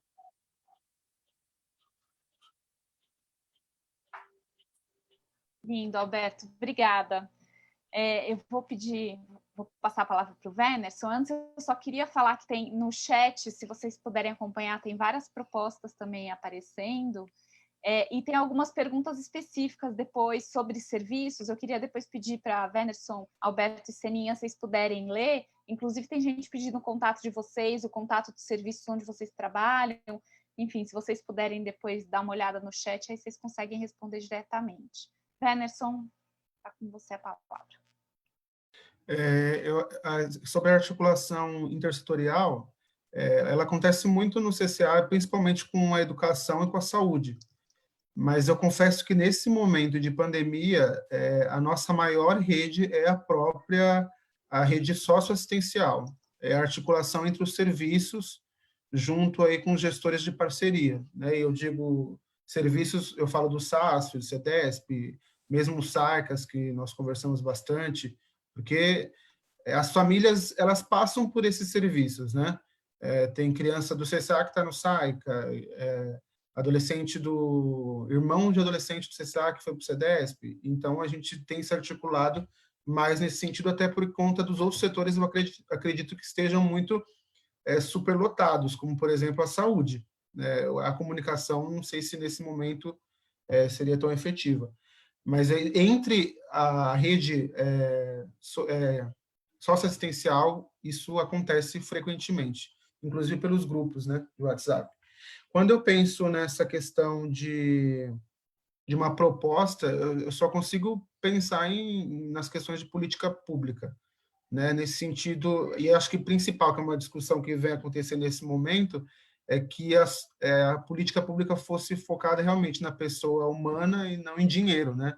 Que eu acho que a gente tem umas coisas acontecendo no momento que parece que o dinheiro ele sobrepõe a pessoa, né? Então acho que isso teria que ser o primordial, né? E eu acredito que pensando nos serviços, né, da assistência social e pensando nessa pergunta que vocês fizeram sobre a questão intersetorial, eu acho ainda que a gente não diria que eu acho ainda que a gente precisa melhorar a nossa comunicação intersetorial. Eu acho que isso talvez favorecesse o nosso trabalho diariamente. Isso acontece, mas eu acho que ainda é uma coisa complicada, né? Pensando no meu caso, né, com as crianças que estão na escola, né, vai um momento para a escola, outro momento para o CCA. Não é toda escola que a gente tem informação facilmente, né? Não é todo BS que a gente consegue uma parceria bacana de entender o que aconteceu com o adolescente X e Petó. E às vezes a gente tem esse acesso quando a coisa já explodiu, né? Então eu acho que essa comunicação intersetorial talvez fosse um caminho. Isso se discute sempre, né? Se a gente for num fórum, sempre se fala disso, né? A própria conferência que teve recentemente, a gente sempre fala disso, mas eu ainda acho que é uma coisa que é problemática. Então, se fosse melhor, eu acho que ajudaria mais. Muito obrigada, Wernerson, também. Eu queria passar a palavra para o Alex. O Alex é o presidente da Escola do Parlamento, é nosso parceiro aqui nesse debate, nessas atividades do NEB. Alex. Oi, gente. Gabi, obrigado. Eu também queria agradecer, aprendi muito, muito mesmo, ouvindo os profissionais que estão aí na linha de frente dos serviços da assistência no município.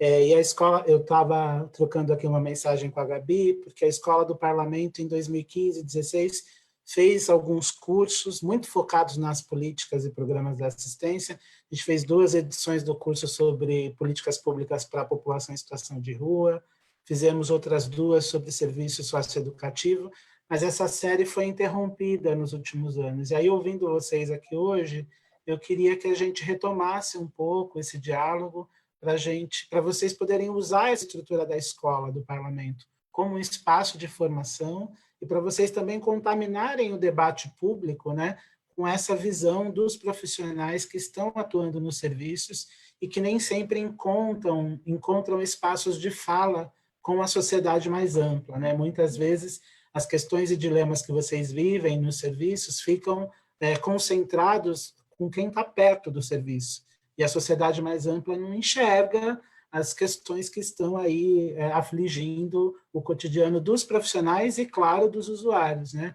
E eu concordo, Seninha, que há uma invisibilidade dos mais vulneráveis, né? A cidade é muito desigual e dentro do conjunto de vulneráveis há muitas especificidades e alguns grupos simplesmente são apagados das políticas públicas. Então, se vocês toparem, a gente pode conversar mais depois. O Giordano, aí, que articulou a aproximação de vocês, tem o meu contato, e a gente pode fazer essa ponte, usar a Escola do Parlamento como espaço de formação para os profissionais, sejam eles aqueles vinculados diretamente à administração, sejam aqueles que trabalham nas organizações que prestam os serviços socioassistenciais, todos eles podem fazer a formação gratuitamente, mas também para que vocês ocupem espaço de fala, para contar, para dialogar com a sociedade sobre a importância das políticas do Sistema Único da Assistência e as questões que estão ainda lacunares. Muito obrigado, viu, gente? Foi incrível a tarde, adorei. Obrigada, Alex. Acho que a nossa parceria também com a Escola do Parlamento é muito bacana, porque também é uma forma de dar mais visibilidade ainda para a fala de vocês e para o que vocês, profissionais da ponta, estão vivendo, que é sempre difícil, é sempre angustiante, sempre falta recurso e tem excesso de trabalho, mas em momentos de crise tudo isso fica muito mais explícito e muito mais complexo, porque ninguém tem resposta, os protocolos não estão feitos, e no fundo, vocês estão colocando fisicamente a saúde de vocês em risco, né? E isso, claro, tem uma série de implicações para como é que o trabalho é feito e para as angústias que vocês levam para casa. A gente tem aqui no NEB, um dos nossos objetivos é tentar dar visibilidade para o que vocês vivenciam, para as dificuldades, para os desafios, mas também para as inovações, mas também para as coisas bacanas e para a criatividade que acontece na ponta. Embora esse seja um momento, talvez, muito mais de denúncia dos problemas, justamente para a gente poder ter respostas mais rápidas. E aí, antes de eu passar a palavra final, que a gente, enfim, para vocês três, se vocês quiserem dar algum último recado aí para a gente sobre o futuro, eu queria fazer um pedido coletivo aqui. Eu sei que tem outras pessoas também de serviços de assistência social online. A gente está aplicando uma pesquisa virtual anônima, é um survey super pequenininho, já temos mais de 600 respostas, estamos aplicando com policiais, agentes penitenciários, profissionais de saúde e também da assistência social, para entender quais são os riscos que vocês estão correndo na ponta e se vocês estão sendo protegidos ou não pelo Estado. E uma das propostas dessa nossa pesquisa é dar visibilidade para isso, inclusive na mídia. Já saiu semana passada um artigo nosso falando sobre a situação precária que os agentes comunitários estão vivendo durante a crise, vai sair uma outra agora sobre a polícia militar, e a gente quer fazer a mesma coisa com as outras profissões. Então, eu queria pedir para vocês, depois eu vou circular o link do survey, dá para responder pelo celular, se vocês puderem mandar para essas redes de WhatsApp que a Seninha mencionou, inclusive, pedindo para as pessoas responderem. Acho que é mais uma forma de tentar dar voz para vocês que estão na ponta e tentar, de alguma forma, interferir no debate público. Vou agradecer mais uma vez, Seninha, Alberto e Venerson, e pedir para vocês, se puderem dar algumas palavras finais aqui sobre, enfim, pensando no futuro da assistência social, o que a gente pode aprender com tudo isso que a gente está vivendo, talvez palavras um pouco de esperança do que é possível a gente tirar disso tudo. Eu agradeço. Seninha, você pode começar para a gente seguir a mesma ordem?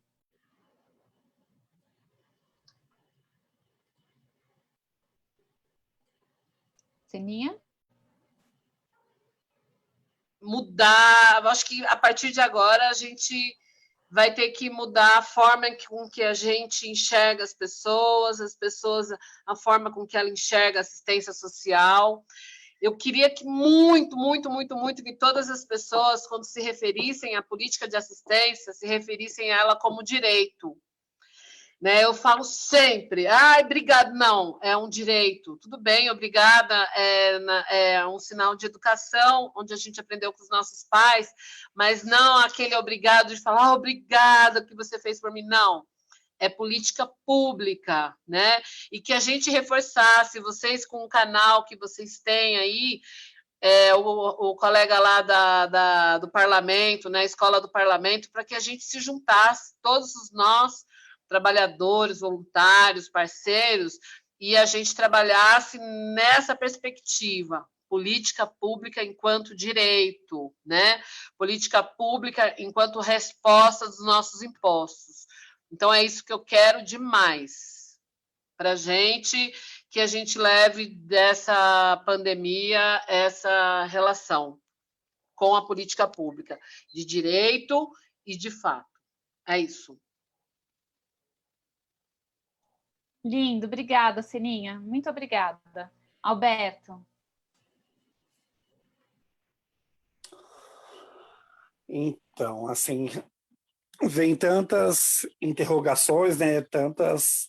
Tantos desejos, mas eu acho que um dos principais desejos que eu acho que eu vejo que tenha acontecido é as pessoas se conectarem um pouco mais, né? Os serviços, porque em muitos momentos a gente estava muito próximo e ao mesmo tempo muito distante. Quando eu mensurei aqui a questão da Rebraca, que é a Rede Brasileira de Casas de Acolhimento, pensando no cenário dessa grande metrópole, São Paulo, pensando na realidade do Amazonas, eu percebi o tão quanto a nossa população tinha determinadas oportunidades diferentes, até em função de todo esse recurso que possui, que também é um recurso que às vezes se torna escasso devido ao número de pessoas, mas eu acho que a articulação maior desses grupos, dos serviços, dos profissionais, das pessoas entendendo, como a Seninha colocou muito bem, eu sempre mensurei aqui a questão da Seninha, que é uma grande referência para mim, não enquanto só trabalhadora, mas enquanto profissional que vai arregaça as mangas e faz as coisas acontecerem, e se conecta e gera esse impacto, discute, vai a campo. Mas eu acho que é isso, os serviços estabelecerem essa conexão. Cada um dentro da sua categoria ali, especialidade, seja com criança, idoso, mas eu digo que é algo que onde há essa conexão, a vida, a existência e a sobrevivência. Então, acho que é isso. Se conectarem um pouco mais, a própria assistência ou as secretarias repensarem, através de tudo isso que vem acontecendo, uma outra metodologia de aproximação e, consequentemente, trazendo resultado para a população como um todo e para a política pública nacional. Lindo, Alberto. Obrigada. Venerson. Meu desejo pós essa fase é que a gente ganhe mais força, né? Nós, trabalhadores, e os cidadãos, todo cidadão no geral, que reconheçam, como a Seninha disse, seus direitos. Eu acho que a gente não tem muita coisa por não entender o que é nosso por direito, né? E eu não falo só da assistência, né? Pensando no território aqui, Pirituba, Jaraguá, as faltas que nós temos, especificamente no Jaraguá, né?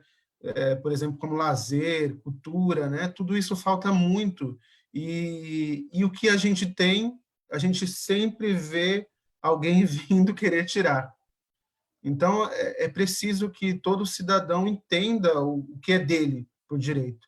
Ele perceba o que é dele e que ele queira cada vez mais para que ele viva melhor, né? Então, meu direito é que isso, de alguma forma, nos traga esse entendimento, né? Tanto de pertencimento do território e entender o que realmente é dele por direito. Enfim, acho que é um pouco isso. Muito obrigada, Venerson. Seninha, Alberto, Venerson, obrigada por compartilhar conosco esse tempo de vocês, que está tão escasso em meio a tudo isso, mas, ao mesmo tempo, acho que é muito importante a gente poder ter esse espaço, usando as palavras do Alberto, né, um espaço de encontro. Esse também é um espaço de encontro de pessoas que estão todas preocupadas com o Estado brasileiro, na tônica de a gente ter um Estado melhor para todos e para todas, um Estado democrático, um Estado de direito, que consiga dar visibilidade para os mais diversos grupos populacionais, mas também para os mais diversos grupos dentro do serviço público, né? Então, eu quero colocar aqui mais uma vez o NEB de portas abertas para vocês, para reflexões futuras que vocês tenham, para coisas que vocês queiram de alguma forma dar visibilidade, a Escola do Parlamento também, e agradecer mais uma vez a generosidade de vocês estarem aqui de coração aberto, de mente aberta, compartilhando com a gente, permitindo que a gente possa aprender tanto e refletir junto com tudo isso. É isso. Semana que vem a gente vai se encontrar de novo, vamos divulgar nas redes o próximo encontro. Espero que todos fiquem bem, fiquem em casa, seguros, na medida que quem pode ficar em casa, né? Quem não pode, que fiquem seguros, cuidando de quem precisa também, e agradecer mais uma vez a participação de todos e todas aqui. Obrigada, gente. Obrigado. Obrigada. Tchau, tchau. Muito obrigada, gente. Obrigado, gente. Obrigada, gente. Foi ótimo.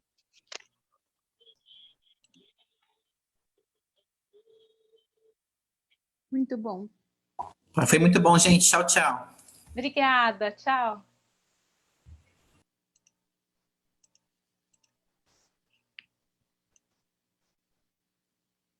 Seninha, brigadão. Alberto, brigadão.